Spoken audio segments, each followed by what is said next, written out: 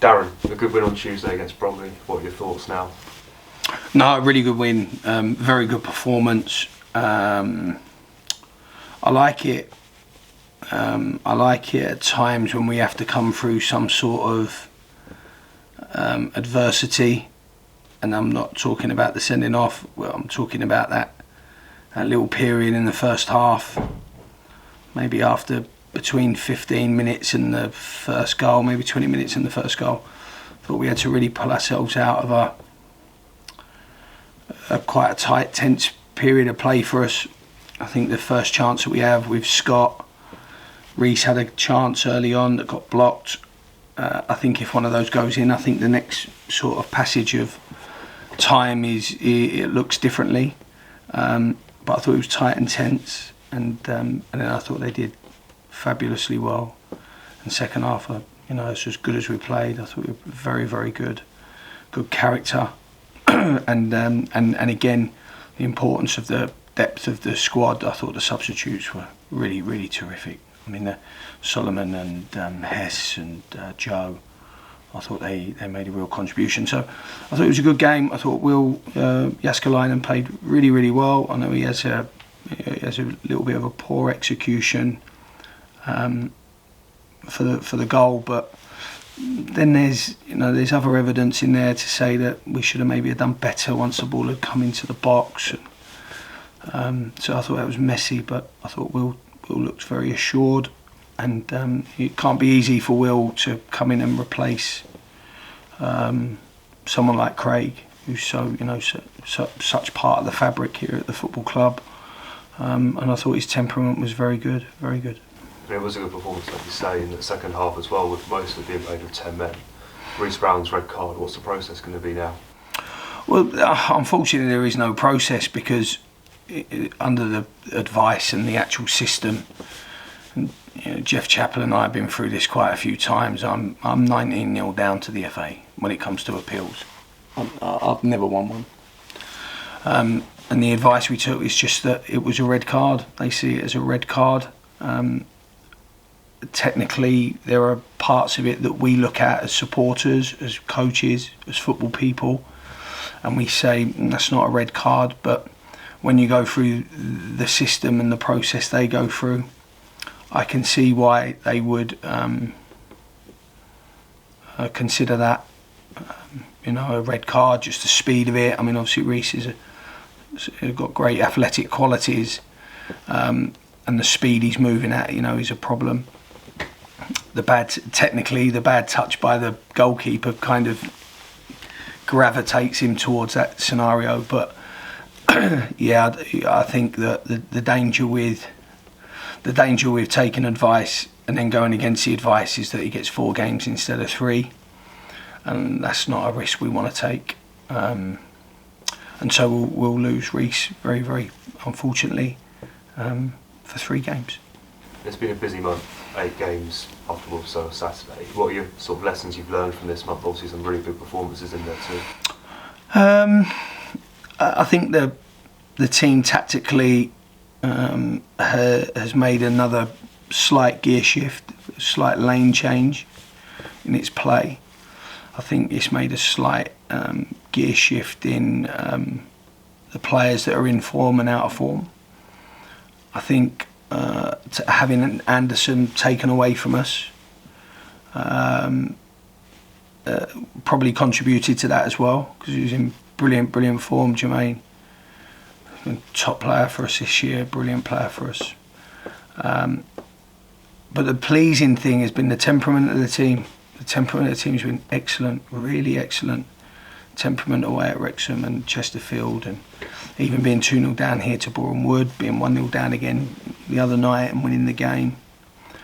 And I think all of the teams in and around that top 8 or 9, it's almost been a month of jostling each other and duelling each other. And I think the temperament and the attitude of the players has been fabulous, absolutely fabulous. So it's been good to see them under that kind of cup game atmosphere, and especially obviously the Chesterfield game stands out.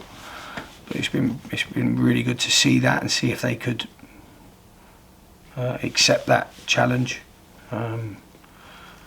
We've also learned about the qualities of Hesson Tyler. Dackers is so close now, so close.